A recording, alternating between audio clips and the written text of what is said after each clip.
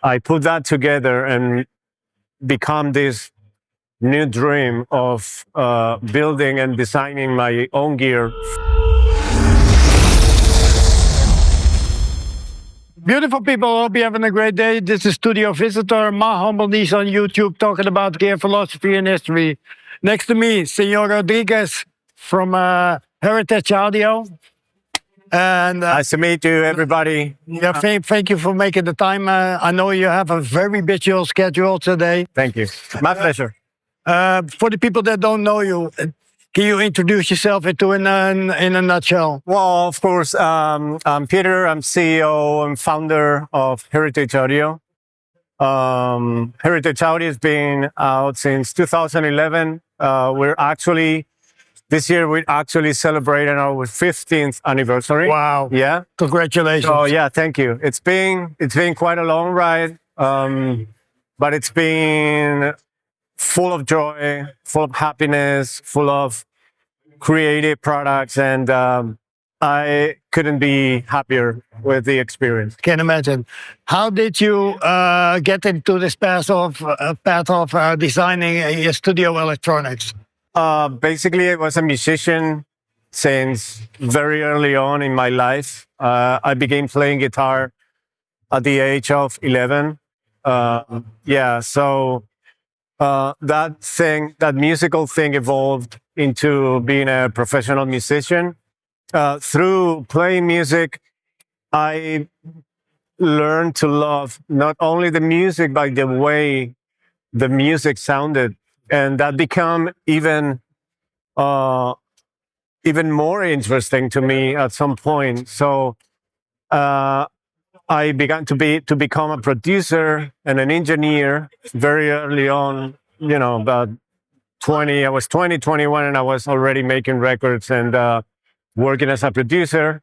I decided that the studio life was probably not the most rewarding experience at that time. And early on, and a few years earlier, I became really interested in modifying and understanding why and how the gear sounded and was making the sound that I really liked. So that and my studies of engineering at college, I put that together and become this new dream of building and designing my own gear. First of all, it was for myself, for my own use. And by 2007, 8, I said, okay, these things that I'm building, that I'm designing, are going to be really desirable for other people.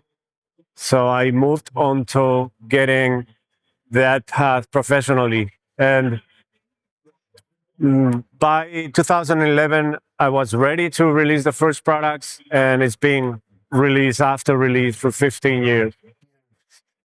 So you started the company, but if there's one product, and that doesn't have to be yours, that is the reason why your company exists, what would that product be? At some point in my career as a recording engineer, I was very, very fascinated by the sound of the 1073. And that become our first products, which were based on the 1073, but it included a few more features on the EQ. So I made more flexible EQs on the 1073. Even though for a few years, all these products had that 73 sound built in, by the way we use the transformers, by the way we use the circuits, and we implement them in very new ways. I think that was part of the sound. Yeah. You're talking about the 1073 preamps, but if there's you're designing a new piece of outboard gear, what is the chronicle procedure? Do you start with a certain schematic like the 1073? Do you try to fill a gap in the market, or is there anything else? Actually, Not really. We get into places like Super Booth. Right now, it could be Super Booth, it could be NAM, it could be Music Messe back in the day. And you have to open your ears, listen what the people is waiting for in terms of new products or what the products that are in the market are lacking feature wise, sound wise, or how the trend or how people is evolving in the way that they use the products. We are seeing a big trend with people looking for tube sound saturation. It's saturation, and I can understand why. So customer is first Yeah. in product design always. Designing and developing new hardware products is very time consuming. Is there in that process until the finished product, is there a point that breaks you or makes you extremely happy? Is that a go or no go? It's something. Sometimes product design, product development, sometimes it's very rewarding, and sometimes it's less rewarding. And there's an explanation to this, and I don't know what it is. It's probably the same as your best song. It always comes very quickly, easy, no no difficulties at all. And sometimes the products that are designed and developed very quickly, like you come with this idea in the middle of the night, you come back to the office, tell the team, okay, this is what we're going to do, and it comes very quickly. Sometimes they become the most successful products, and there's a light or lighter effort in the process. Sometimes the product, the idea is more complicated, and it requires a lot of back and forth and redoing and frustration. And finally, you have the product, and the product is not that well received in the market. And sometimes it is, but there's not a direct relationship in between effort and time with success on the product. That's something. It's almost magical. You don't know. This is an era that is dominated by digital audio workstations. There are plugin companies that hunting down gear to model and to sell their products. But you chose to develop your own plugins in-house with your own team. How's that working for you? That's doing pretty well. It's actually that was something that we thought about a lot. And I decided to get surrounded by a software team that came along when we were deciding to make our own interfaces, which are the quite popular and very successful i73 Pro line of interfaces.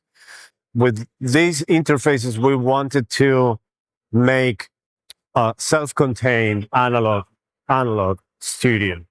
So obviously one limb was the 73 mic trees, the other one was the interfaces, and the third one was the plugins. So the plugins team was so good, and it's still so good, and the result was so good that we said, okay, we need to market these plugins. We have a private studio in the same facilities that we use to record, but we also use as a lab. So we go a lot back and forth testing prototypes and testing the plugins as well. So it made sense. It just fit. We have to do this by ourselves.